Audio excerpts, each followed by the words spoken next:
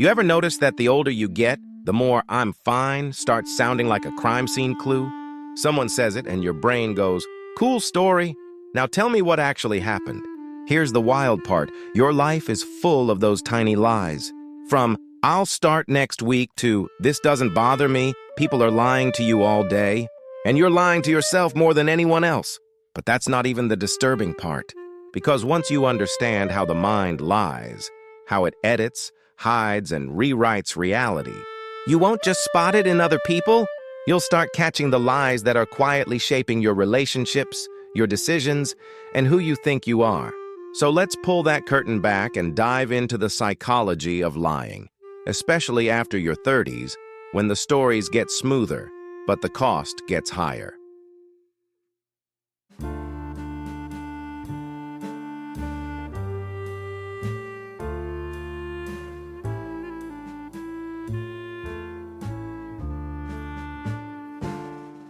Reason number 1, we lie to protect our image.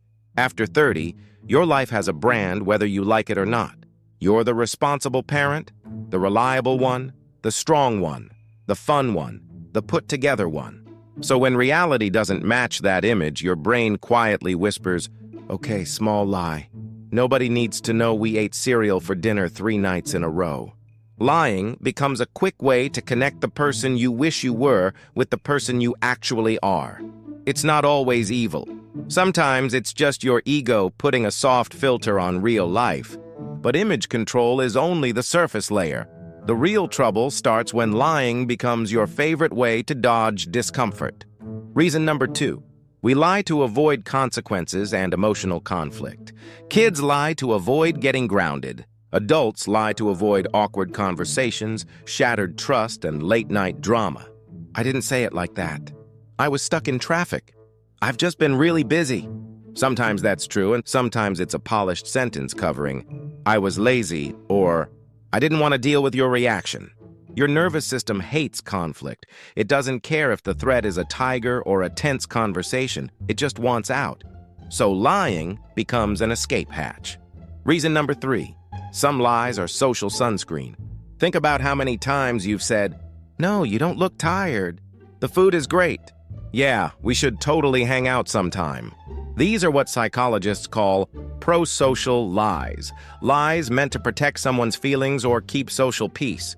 You're not trying to manipulate, you're trying not to be a jerk. And as we get older, we care more about peace than about winning every interaction. So you throw on a little social sunscreen so no one burns. The problem is, once you're fluent in this kind of lying, it gets easier to lie about something much bigger: your identity. Reason number 4, we lie to control the story of who we are. By your 30s, you've built a personal mythology. I'm loyal, I'm independent, I always show up. But what happens when reality doesn't match that story? You stayed in a toxic relationship. You ghosted someone who cared about you. You broke your own boundaries again. Now your brain feels threatened, so it edits the way you'd crop a bad photo. You leave out details, you blur your responsibility, you tell the story in a way that keeps your reflection flattering. Do that long enough and it stops being a little spin and turns into self-deception. You're not just lying to others anymore. You're lying to yourself to protect the idea that you're a good person. This is where authenticity starts to crack. You can't grow if you're busy managing your image instead of facing your reality. Reason number 5, the brain struggles to hold a lie together. When someone lies, their brain has to do extra work. Inventing, editing, remembering, and monitoring your reaction all at the same time. That mental juggling is called cognitive load. That's why the first few seconds after you ask a question can be so revealing. A pause, a sudden look away, a weird smile, or dodging the question, one by itself, is nothing. 2 or 3 together, your intuition starts pinging. Reason number 6, liars often change how they talk. When people lie, their language shifts in subtle ways.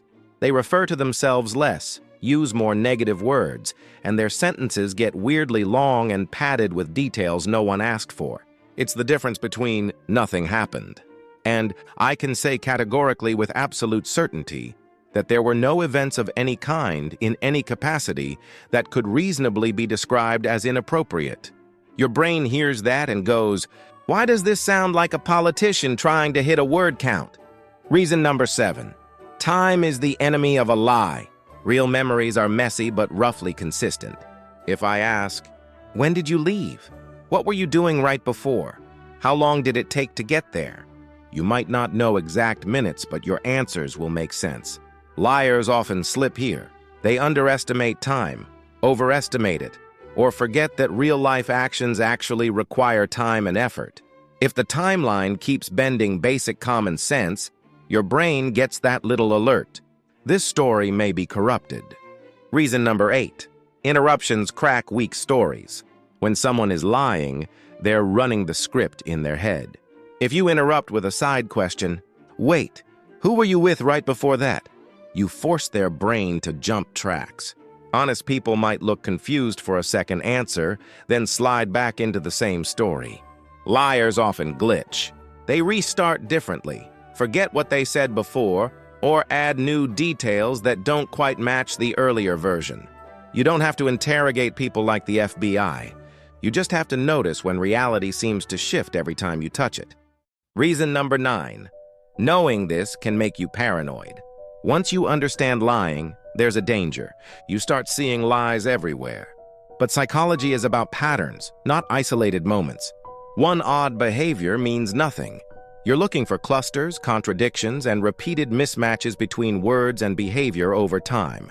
And remember, stress, trauma, anxiety, ADHD, shyness, all of these can look like lying behavior. Not everyone who stumbles over details is hiding something. The goal isn't to turn you into a walking lie detector. The goal is to protect your time, energy, and heart without becoming paranoid. Reason number 10. The deepest lies are the ones you believe about yourself. "I don't deserve better. This is just how life is at my age. I can't start over now." Those aren't just sad sentences. They're stories, and if you repeat them long enough, they turn into a script your life starts following. Self-deception is what keeps people in bad jobs, bad relationships, and bad habits for years. It lets you stay comfortable while quietly resenting your own life. Psychology helps you spot the lies around you. Philosophy asks the harder question, where are you not telling the truth about what you want, what you feel, and what you're capable of, even at 30, 40, 50, and beyond? Because you're probably not too old. You're just very used to your own story. Your challenge? For the next week, don't obsess over catching other people's lies. Watch your own. Notice when you say, "I'm fine," and you're not. Notice when you say, "It's okay," and it isn't. Notice when you think, "It's too late for me," and gently ask, "Is that the truth? Or just a very familiar lie I've rehearsed for years?" You've spent decades being lied to and lying to yourself. Maybe this is the moment you start building a life where your inner world and your outer life finally match. If you want more videos that decode psychology, relationships, and the strange philosophy of being an adult human, stick around, subscribe, and check out the next video waiting for you. You're not done. You're just getting honest.